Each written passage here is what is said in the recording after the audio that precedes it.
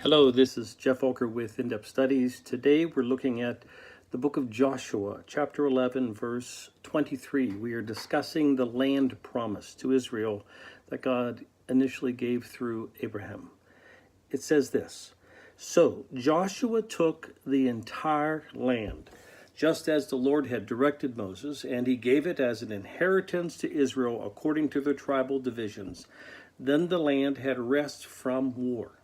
Okay, this is the end of chapter 11, so it seems as though God has fulfilled his promise to Israel. But if you go to chapter 13, verse 1 of Joshua, it says this: "When Joshua had grown old, the Lord said to him, 'You are now very old, and there are still very large areas of land to be taken over.'" It was, whoa.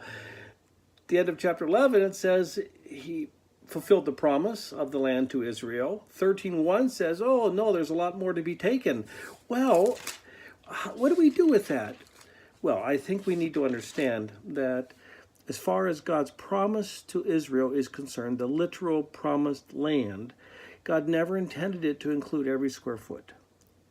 And just all the major areas which Joshua conquered, but that's when that was done, then God says, promise fulfilled. Fact is, if you go to Joshua 21, go down to verses 43 to 45, it says this at the end: "So the Lord gave Israel all the land he had sworn to give their ancestors, and they took possession of it and settled there. The Lord gave them rest on every side, just as he had sworn to their enemies. Not one of their enemies withstood them. The Lord gave all their enemies into their hands. Not one of all the Lord's good promises to Israel failed. Every one was fulfilled." So what do we take home from this? Is that the land promise to Israel through Abraham was fulfilled by Joshua. But when it says fulfilled, it never meant every square foot.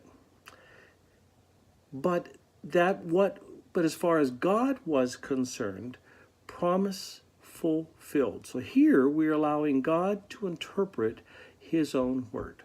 Thank you very much. Take care now.